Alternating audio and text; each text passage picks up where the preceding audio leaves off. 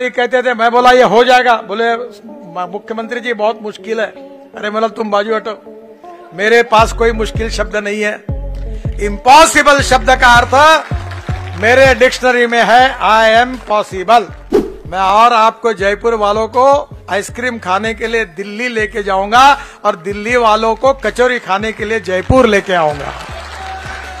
अभी हवाई जहाज पे भी हवाई स्टेशन पर जब मैं उतरा एयरपोर्ट पर तो इलेक्ट्रिक की गाड़ियां दिखी, रोड पर आ रहा था इलेक्ट्रिक की स्कूटर दिखी, इलेक्ट्रिक की कार आ गई।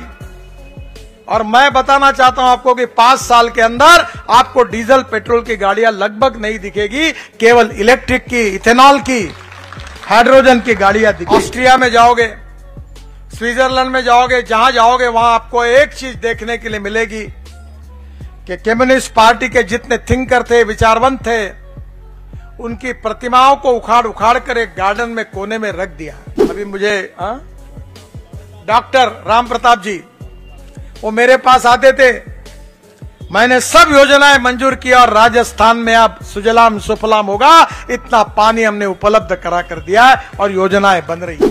हमारी पार्टी ये मां बेटों की पार्टी और पिता पुत्रों की पार्टी नहीं है। प्रधानमंत्री के पेट से प्रधानमंत्री नहीं पैदा होता है, एमपी के पेट से एमपी पैदा नहीं होता। मैं तो एक मामूली कार्यकर्ता था, पोस्टर चिपकाता था। और जब हम लोग चाइना विजिट किया तब वहां के कम्युनिस्ट पार्टी के लोगों से जब चर्चा हुई तो हम लोगों ने उनको पूछा कि लाल झंडा ही केवल दिखता है। कुछ लोग कंफ्यूज करने की कोशिश करते क्योंकि वो कन्विंस नहीं कर सकते।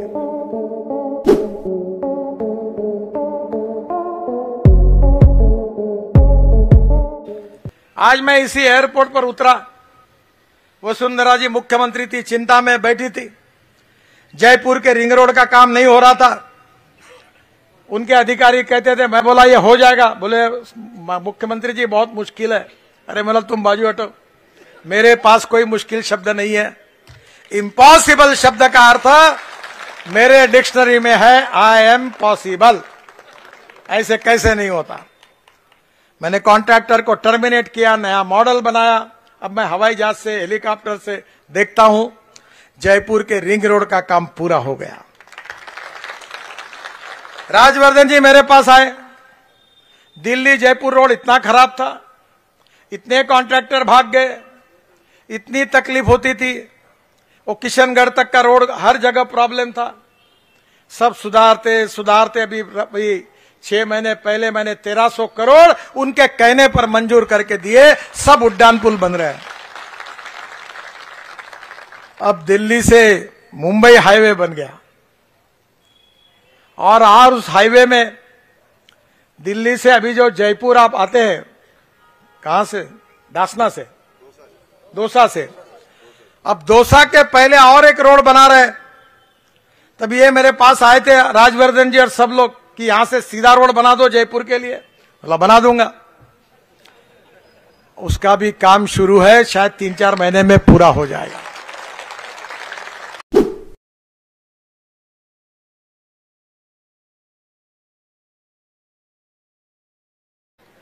मैं और आपको जयपुर वालों को आइसक्रीम खाने के लिए दिल्ली लेके जाऊंगा और दिल्ली वालों को कचौरी खाने के लिए जयपुर लेके आऊंगा।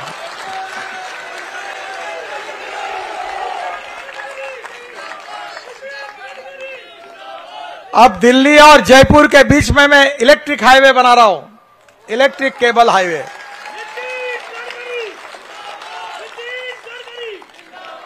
अब बढ़िया बिजनेस क्लास के सीट में बैठोगे, दिल्ली से जयपुर 2 घंटे के अंदर शहर में आ जाओगे। और टिकट रेट डीजल की बस है उसकी तुलना में 30% सस्ता होगा।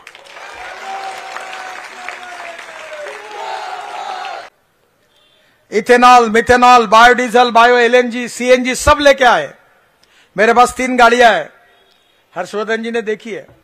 एक हाइड्रोजन पे चलती है, मर्सिडीज जैसी है कि अभी हवाई जहाज पे भी, हवाई स्टेशन पर जब मैं उतरा एयरपोर्ट पर तो इलेक्ट्रिक की गाड़ियां दिखी, रोड पर आ रहा था इलेक्ट्रिक की स्कूटर दिखी, इलेक्ट्रिक की कार आ गई। और मैं बताना चाहता हूं आपको कि 5 साल के अंदर आपको डीजल पेट्रोल की गाड़ियां लगभग नहीं दिखेगी, केवल इलेक्ट्रिक की, इथेनॉल की, हाइड्रोजन की गाड़ियां दिखेगी।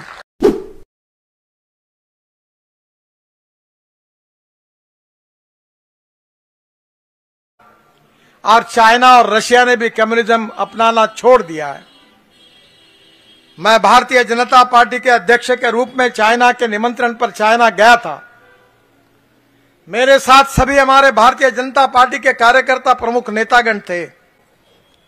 और जब हम लोग चाइना विजिट किया तब वहां के कम्युनिस्ट पार्टी के लोगों से जब चर्चा हुई तो हम लोगों ने उनको पूछा कि लाल झंडा ही केवल दिखता है, बाकी तो कम्युनिस्ट पार्टी ने अपनी सब बातों को छोड़ दिया है।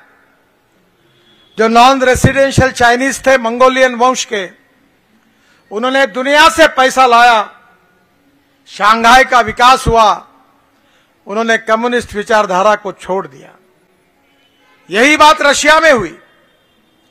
और आपको कभी मौका मिलता है, हंगेरी अब जाएंगे आप, जो जो यूरोपियन देशों में कम्युनिस्ट पार्टी का राज था उन देशों में जाओगे, ऑस्ट्रिया में जाओगे, स्विट्जरलैंड में जाओगे, जहां जाओगे वहां आपको एक चीज देखने के लिए मिलेगी कि कम्युनिस्ट पार्टी के जितने थिंकर थे, विचारवंत थे, उनकी प्रतिमाओं को उखाड़ उखाड़ कर एक गार्डन में कोने में रख दिया है। इसका कारण लोगों को उनके प्रति रोष था। और ऐसे समय भारतीय जनता पार्टी पंडित दीनदयाल उपाध्याय जी के विचारधारा के आधार पर जो समाज के शोषित है, पीड़ित है, दलित है, उन दरिद्र नारायण को भगवान मानकर हम उनकी तस्वीर को बदल देंगे, उन लोगों को रोटी, कपड़ा और मकान दिलाएंगे। इसी भाव में, इस भाव के साथ हमने कार्य का शुभारंभ किया। हमारी पार्टी ये मां बेटों की पार्टी और पिता पुत्रों की पार्टी नहीं है। प्रधानमंत्री के पेट से प्रधानमंत्री नहीं पैदा होता है, एमपी के पेट से एमपी पैदा नहीं होता, मुख्यमंत्री और मंत्री के पेट से मंत्री नहीं होते। मैं तो एक मामूली कार्यकर्ता था, पोस्टर चिपकाता था, मेरा हैंडराइटिंग बहुत खराब था, तो चूना लगाने का, काले दीवार पर चूना लगाने का काम करता था। मैंने अपना बायोडाटा कभी नहीं छापा, किसी के गले में हार नहीं डाला, कटआउट तो मैं खुद का भी नहीं लगाता और किसी का भी नहीं लगाया। फिर भी मैं इसलिए इस पार्टी का दिल्ली आकर पार्टी का अध्यक्ष बना। मुझे दिल्ली मालूम नहीं थी,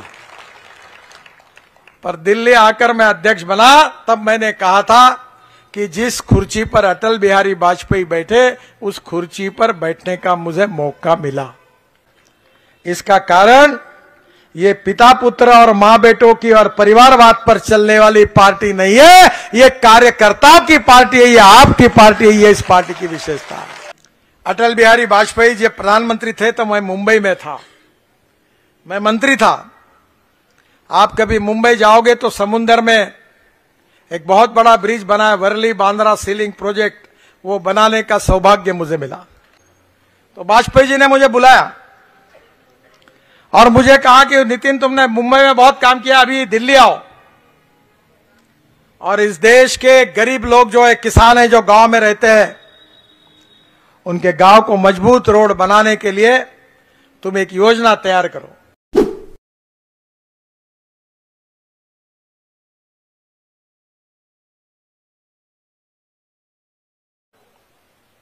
पानी में उतरने वाले हवाई जहाज हमने लाए। मेरी बहुत इच्छा थी कि उदयपुर में, जयपुर के झीलों में अब एयरपोर्ट से हवाई जहाज पे नहीं उतरेंगे, पानी पे उतरेंगे, एमपीबीएस सी प्लेन। अब एक से एक टेक्नोलॉजी लाई है हमने। ये क्यों ला सके?